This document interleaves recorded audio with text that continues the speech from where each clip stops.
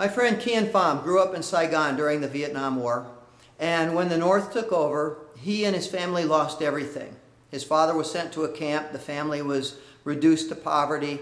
They finally escaped Vietnam in a boat with nothing but the clothes on their backs, made their way to a refugee camp where they lived for several years, finally made their way to the States where Kian worked in a factory, learned to speak English, made his way into college, and then the Stanford Business School, where he is one of the most illustrious alumni in that school's history. Went to work as a White House fellow, became very successful in business. But his real passion was for healing the wounds, for restoring that rift, for forgiveness. And today, through the Vietnam Education Foundation, which he founded, he brings the children of the men who dispossessed his family of everything to the United States to study in the best graduate schools. And today he lives in Hanoi, the capital of the former enemy, and he is CEO of the largest telecommunications company in Vietnam. That never would have happened but for the miracle of forgiveness. Hi, I'm Joe Tai, CEO of Values Coach, and your coach for this course on the 12 Core Action Values. And today we're talking about the second cornerstone of Core Action Value number 6, which is forgiveness. You know, there's an old saying that carrying a grudge is like drinking poison in hopes of hurting somebody else. And it's so true. Forgiveness can be a real miracle. One of the books quoted in the workbook is The Spirituality of Imperfection by several AA counselors. And they talk about forgiveness as if it is a miracle. Now, I've mentioned that I've spent a lot of time with support groups, and you almost never see anybody leave worse than they came in. The one exception to that, I once spent an evening with a support group for parents whose children had been murdered and most of the crimes never solved. And I have never seen more pent-up hatred, latent violence right there in a room. And I know if they had brought somebody in and said, here he is, here's the man who murdered your daughter, they probably would have beaten him to death right there.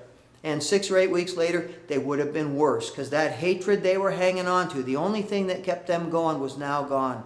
The ancient book of Chinese wisdom, the I Ching, says hatred is a chain that binds you to the object of your hatred.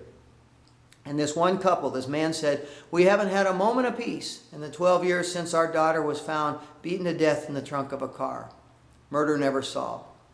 And his wife agreed.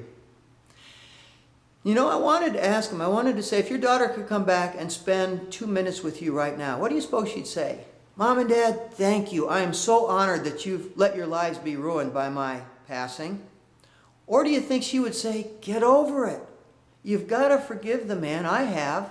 Not because he deserves it. He certainly doesn't. But because you need it to move on with your life. And I think that's what she would have said. J.R.R. Tolkien, in the book The Lord of the Rings, said the hands of a king are the hands of a healer. And true leaders really are healers. You know, at the end of the Revolutionary War, George Washington allowed the British to surrender with dignity. So did U.S. Grant after Appomattox. He didn't try to rub the Confederates' faces in it. He tried to start that process of forgiveness. So did George C. Marshall after World War II with the Marshall Plan. Instead of rubbing the Germans' face in the dirt, try to lift them up out. And that begins with forgiveness. Now, one of the links in today's Sparkplug Plus special is to a 2-minute video that I did in the Grand Canyon. And I encourage you to listen to that because it tells you a very simple, very powerful formula for getting rid of that emotional baggage that you've been carrying around in the backpack of your life, including those grudges. And I want to close with another one, another pearl of wisdom. It's from AA. And you know, people in AA, they're carrying a lot of baggage, many of them. They're carrying grudges. And one of the things they say in AA is, if there's somebody you're carrying a grudge against, you have to pray for their success. And you say, well, that is impossible, that's so hard. And they say, well, do it anyway, pray for the SOB. And if you can do that, and this is the voice of personal experience, I did it once. I prayed for, please help that man very successfully walk in front of a bus. And my friend said, no, no, no, no. And I said the words. I didn't mean them, but I kept saying the words.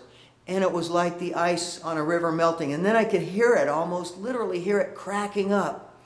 And one day I woke up and I realized I'm not carrying that rock around anymore. And to me, it felt like a miracle.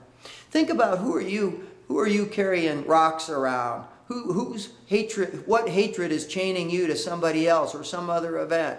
Who do you need to forgive so you can get on with your life? I'll see you next time.